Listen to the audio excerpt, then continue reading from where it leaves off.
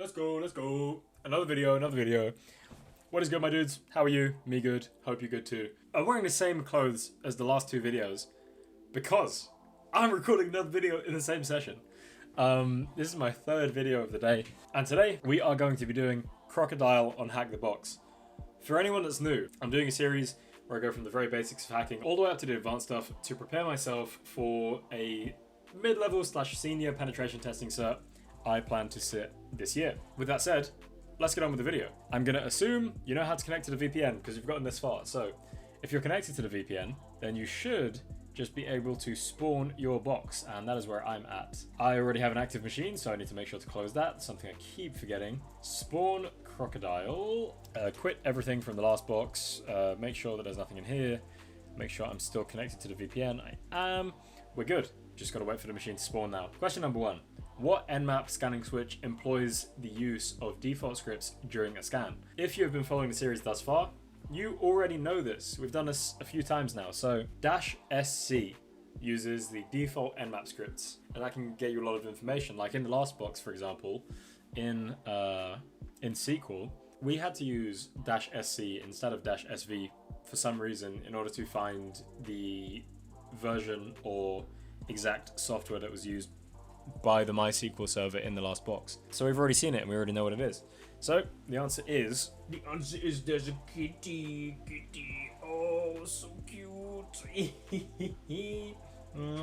Okay, the answer to question number one is -sc. Very nice, very easy. Question number two, what service version is found to be running on port 21? So let us do exactly that. So I'm going to clear my thing. Hopefully I didn't just reveal the flag to the last one. So what we're going to do is we're going to do nmap, the IP address, we're going to do -p21, and then we're going to do -sc because that is kind of implied by the question. So let's find out. We have FTP running on version. It doesn't tell us. Never mind, I'm blind. It's actually right here. VSFTPD 3.0.3. And that is your answer right there. What FTP code is returned to us for the anonymous FTP login allowed message? So let's go and have a look. We get a code 230, which we've actually already seen while we were doing one of the other boxes. I think it was Fawn. We first had to look at the FTP code once you've done anonymous login. But there you go, there you have it again, FTP code 230. You can put that in, get your answer, nice dopamine hit. Question number four. After connecting to the FTP server using the FTP client, what username do we provide when prompted to log in anonymously? We've already covered this in the previous boxes, but this could be figured out with a simple Google FTP Anonymous Login, and it will give you the credentials that you need to use in order to connect. The answer to this question is anonymous. There you go. Question number five. After connecting to the FTP server anonymously, what command can we use to download the files we find on the FTP server? The answer to this question is get. You just get the files. Get this file, get that file, and it will download it to your local machine. Question number six.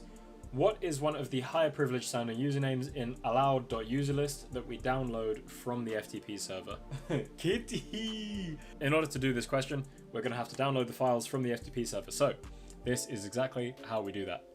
We're going to clear to make things a little bit less complicated. We're going to do FTP, the IP address of the thing we're trying to connect to, and then we're going to log in as anonymous. We're in the FTP server. We've done the anonymous login. Then we're going to do ls to see what files are on here. We have allowed.userlist and we have allowed.userlist.password. I'm going to see if I can just get everything. No. Okay, so get allowed. No. The kitty has pulled the sweet packet out of the bin as well. We're going to do get allowed.userlist. I just did allowed.allowed. We're going to do get allowed.userlist. And that's going to download. I'm also going to do get allowed.userlist.password. See if I can get that. I can. Then we're going to type quit, and we're going to see that we have these two files. So it was asking which username in here sounds kind of higher privileged. Admin sounds high privileged to me. So I'm guessing that that is the answer. Question number seven. What version of Apache HTTP server is running on the target host? Let's go find out. So in order to do that, we're going to run another nmap scan. So we are going to do nmap and then just the IP address to see which ports are open. So we got 21 and we got 80. We've already done 21. We've already seen what's in there. So now we're going to move on to 80. We're going to do nmap, the IP address, and then we're going to do, what was it? We needed the version information. Yeah, what version of Apache? So we need the version information. So we're going to do -sv and then just port 80. and that will give us the version information of the software running on port 80, hopefully. We've got Apache HTTPD 2.4.41. Very nice indeed. Question number 8. What switch can we use with GoBuster to specify that we are looking for specific file types? So, we've already covered GoBuster, in a few videos now. The answer to this question is -X, because it stands for extension. Specific file types have a specific extension, so -X, -extension, will give you those specific file types. So -X is the answer to that one. Question number 9 we have, which PHP file can we identify with directory brute force that will provide the opportunity to authenticate to the web service? Well, let's go have a look. So we're going to do GoBuster. We're going to do dir-u, the IP address, whoopsie daisies, copy the IP address, and then we're going to do -w. We're going to find a word list used. So word lists are actually in user, share, word lists, and then from here, I always just kind of wing it, but I like this particular word list right here. User, share, word lists, GoBuster, directory list, 2.3 medium. My favorite one. It's been with me all these years. Me and him go way back, but yeah, you get the idea. Then we're going to do PHP as our extension, if I can actually type it. Gonna hit enter, see what we find. Right away, I think that's going to be the answer.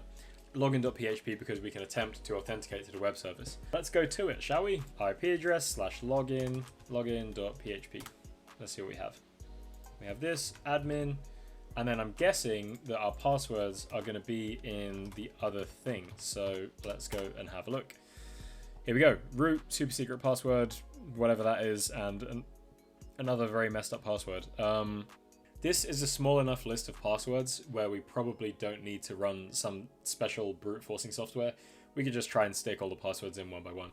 But I think it's likely going to be in the same order as allowed user list, and admin was at the bottom, so I'm just going to copy the bottom password, see if that works. And it does. And we get the flag. You don't hide the flag, I'm going to climb through the screen when you're editing the video, and I'm like... With that said, we have just completed another HackTheBox box. Another one. That is 3 in one sitting for me. If you're doing these with me at the same time, congratulations, I respect the hustle. But we've done the box. No further questions, Your Honor. I will see you in the next video.